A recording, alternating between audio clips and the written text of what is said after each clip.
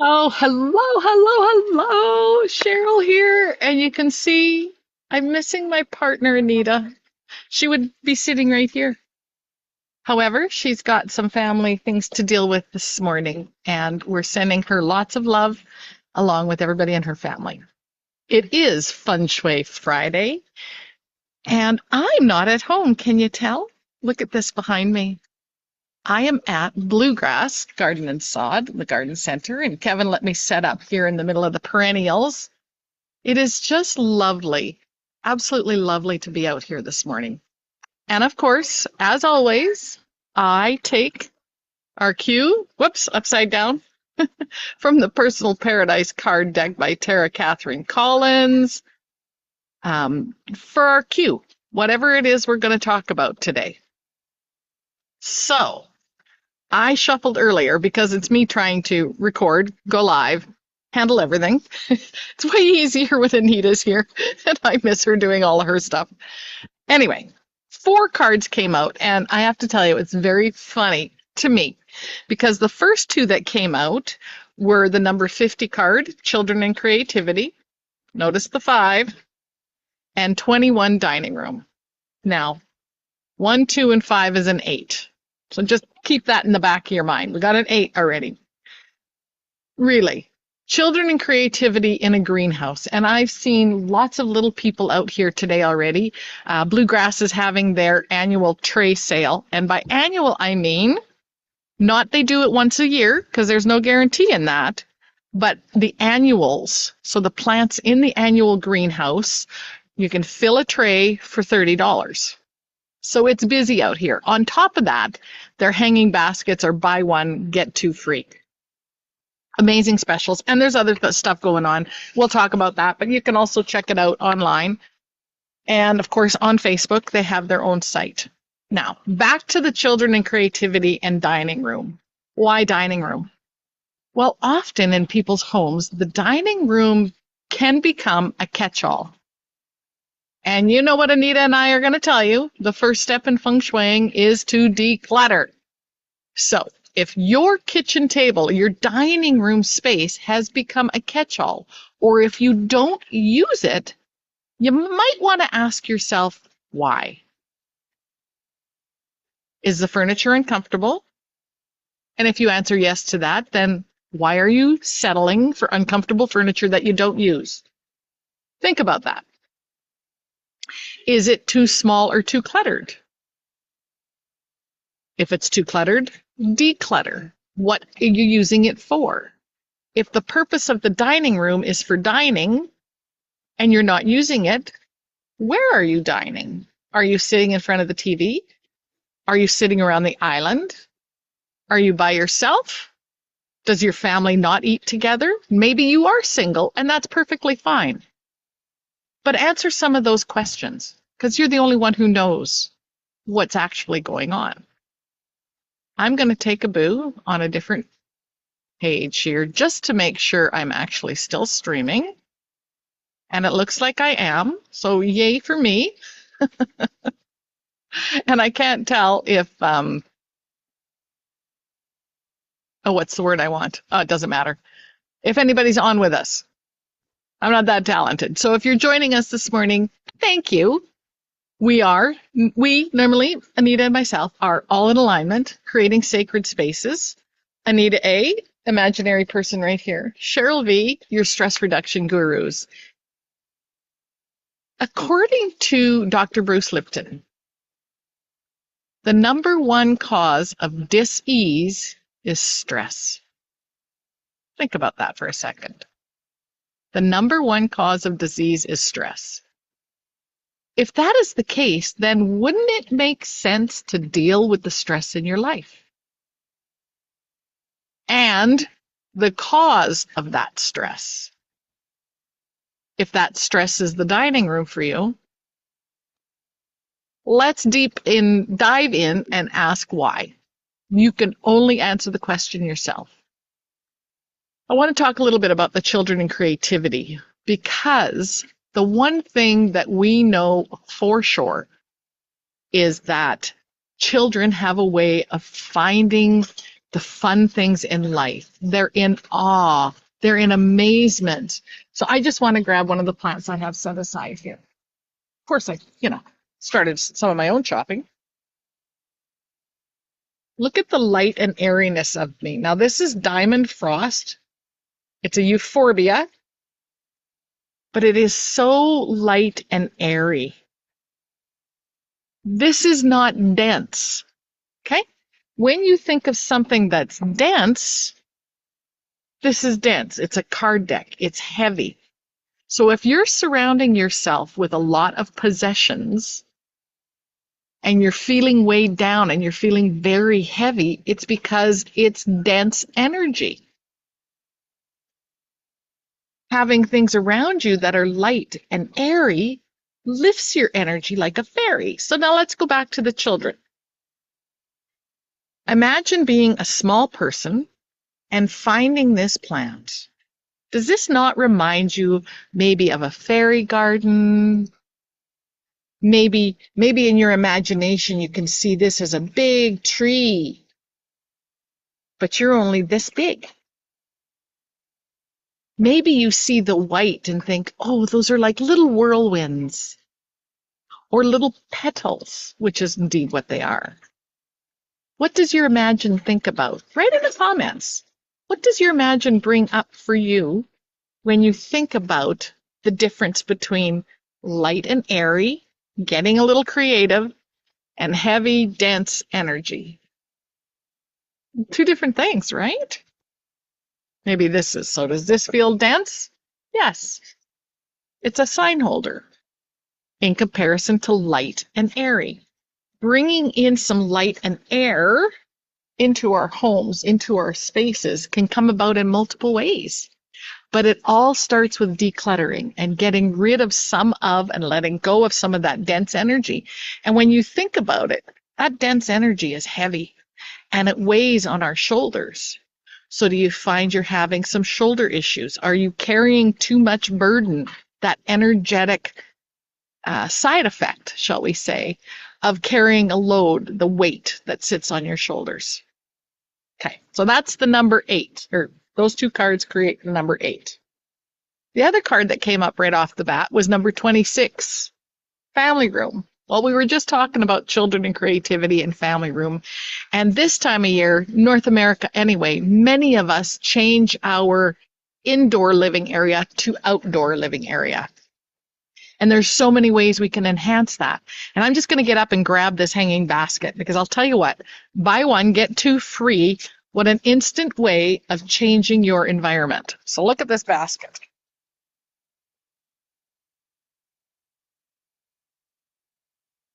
Isn't that just some fantastic, fun, and beautiful colors? And I know, I get it. Many people are like, but it looks so beautiful in the greenhouse. I can't do that at home. Well, yes, you can. I'm going to give you a little bit of knowledge because the other card that came up is number 53 equals an 8, knowledge and self-cultivation. How to keep your hanging basket looking like it just came from a greenhouse? 2 very important things. The number 1 thing, it needs to be in the location that those plants are meant for. So if it's a begonia or a fuchsia, they don't want full sun. They like sun part shade, and fuchsias especially that are just stunning don't do well in the wind, and either do some of the hanging begonias. So keep that in mind. These calabrosias love the sun. So right plant in the right location. Number 1 tip. Number 2 is feeding them. We all need food. We all need food. Plants are no different. And when you think about them, they're in this little pot. Well, big pot, depends upon the plant, of course. But they're in a pot. They can't pull in food from outside sources like they would if they were in the ground. So how you maintain your hanging baskets and your potted plants is very different than what you do in your garden in the soil. In the spring, gardeners know, do your soil amendments first, or in the fall, whatever works for your calendar. But you don't have that luxury in a hanging basket, okay?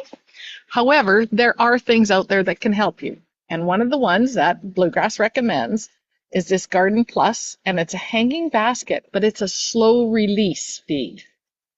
So Kevin and I were talking about this morning. The 14, 14, 14, designed for hanging baskets, shows a little bit of a fuchsia on the front of it. Okay. What is nice about this is it's a granular, slow release feed. So there's some technology behind this. There aren't the microbes and the microorganisms in a hanging basket in potting soil, in those mixes, like there is in the soil. I mentioned that already. So we need to supply food for the plant material that it can still absorb. And the slow release is coated so that water helps to dissolve it, and then it's releasing off to the plant as it's needed. And this is a slow release formula, and I believe it's 4 months, which is about the length of our summer here. So if you're going to invest in a plant and you want it to look fantastic all year round, then you have to feed it. It's no different than growing kids or adults or pets. We all need food. We all need nourishment, and just water isn't going to do it for a hanging basket if you want it to look fabulous all season. And if you don't want it to look fabulous all season, why did you buy it to begin with? So I'm going to go back to that question. If the purpose was to bring some outdoor living space to life and have it feel fabulous, then take care of it. Okay. That was your knowledge and self-cultivation. I love how things all tie together. You can't make this stuff up. But I want to go back to the family room. Again, we're looking at that outdoor space this time of year that we're calling our family room. We spend enough time indoors in the winter. So what is your outdoor space looking like? Pause for a minute. Does it need some attention? This in Canada is our July long weekend because we celebrate Canada Day. Yay! July 1st on Tuesday. So happy Canada Day. And then our friends to the south are going to have Independence Day on July 4th. So their long weekend is next weekend. If your outdoor living space has a variety of exposure, by that I mean the sun. So for example, our front yard faces north. Backyard obviously faces south. But even in the backyard, I have little vignettes set up to provide some shade in some areas. So I have parts of my backyard that have more sun than others. And of course, in the front, the way the morning sun comes up and then the late afternoon sun comes up, it's not full deep shade. But I want to talk about hostas because they are one of my favorite perennials. And as I say that, I'm going to back up for a second because this is about knowledge and self-cultivation today. Cultivating in the soil. When I talk about annuals, that means they're a plant that you plant annually. A perennial, the concept behind it is to plant it once and it will continue to come back. A biennial is every 2 years. So there's different things that we're talking about there. As with people, hostas come in all shapes and sizes. And I grabbed what the Bluegrass has out here, their smallest version and their biggest version. And I don't mean pot size. The pot size is the same. And by the way, hostas are on 30% off this weekend. So this is their smallest version. So look at the texture on here. So when we're planning and planting, so this will grow 16 inches wide and 16 inches high. So it's a small version for a shady location. But look at the texture of the leaves, right? They have these little ribs almost on them. You see that all right? This one is called Palicon hosta. Good for zone 3. It's a 1 gallon pot for $22.99 if you need to know that information. And then 30% off. So if you want some contrast, now this wouldn't necessarily work. I'm just going to grab my annual here.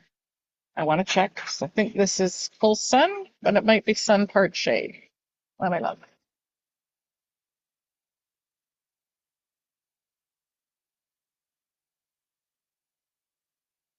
full to part sun.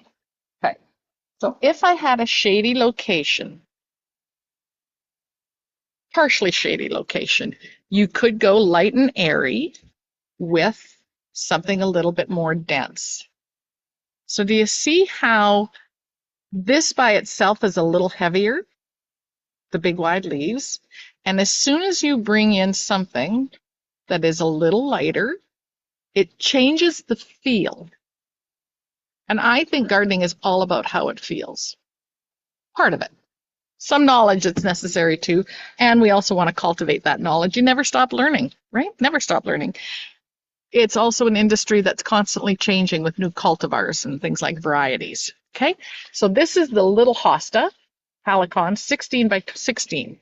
Now, let's compare it to the biggest one that they get called, I'm going to grab the tag, Summon Substance. This can get 60 inches wide by 30 inches high. So I don't even have to hold this pot up. And you can see the size of these leaves. And this is its flower stalk. And there you go. That's not what they're talking about by the height. They're talking that the plant from ground to leaf tip will get that big. But look at the difference in these two. Just like human beings, plants come in all shapes and sizes. And look at the coloring. So this is a little bit more of a chartreusey lime green color. Again, likes the shade. Set it down because holding those two pots is heavy. Huh. Okay. If you've got questions, just type them in the chat and I'll look at them after I'm done going live here.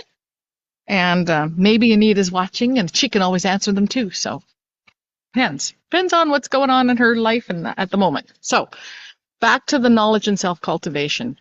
When something fascinates you, it has been said, and I heard this week and went, that makes so much sense to me. Because I'll have a fascination with something for a short time frame, and then I move on to something else. But that fascination is calling you to have a remembrance. And that remembrance can be from another lifetime where you were very knowledgeable in that subject. So if horticulture, if landscaping, if plants, if the soil is calling you and fascinating you, that's bringing you back to some grounding energy. I want to talk about this water fountain that's behind us. There's two of them, and I'm going to set my chair just to the side so you can see. Just that little bit of water trickling through here creates this white calming noise in the background.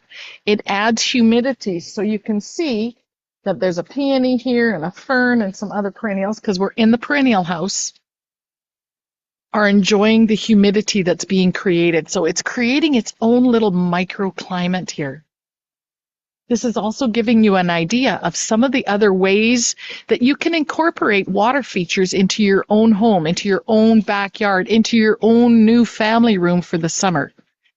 I love my water fountain. We have it in the backyard. I bought it from here probably 5 or 6 years ago. It's an investment and it keeps giving.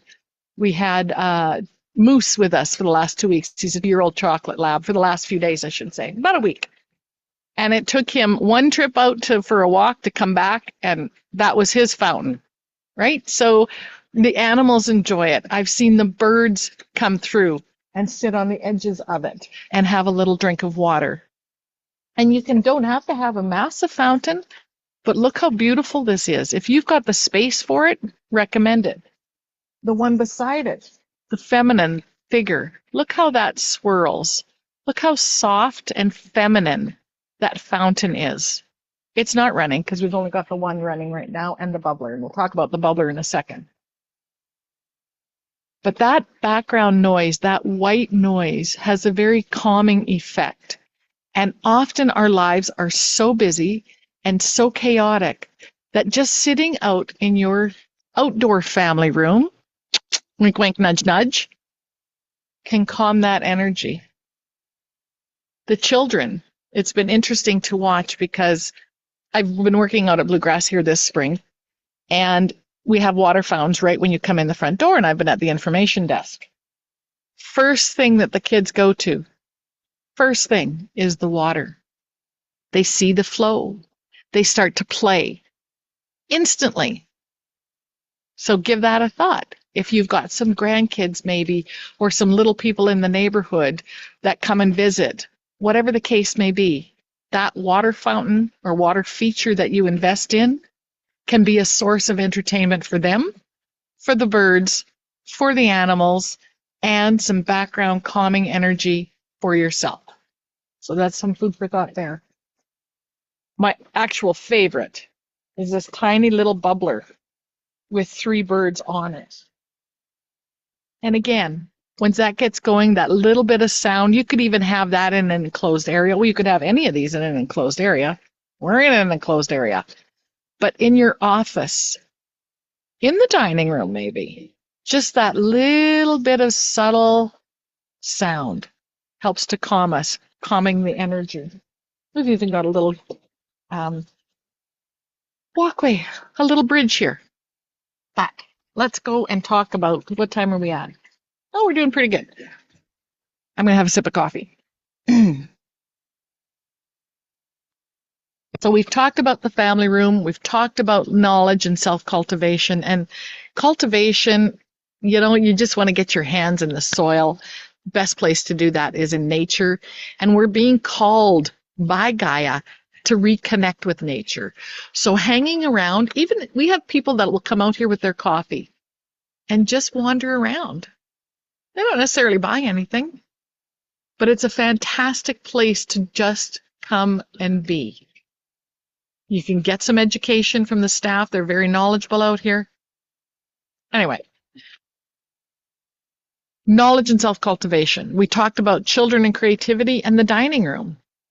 And altogether we have 8, 8, and 8. And I always refer to double digitology, Marilyn Harper Joy Robbie. And I smiled today because I thought, I wonder what the cards are going to bring up. We're going to talk about the 888 because it is significant. The triple digit, 888. You better start paying close attention to your money because more money is coming your way.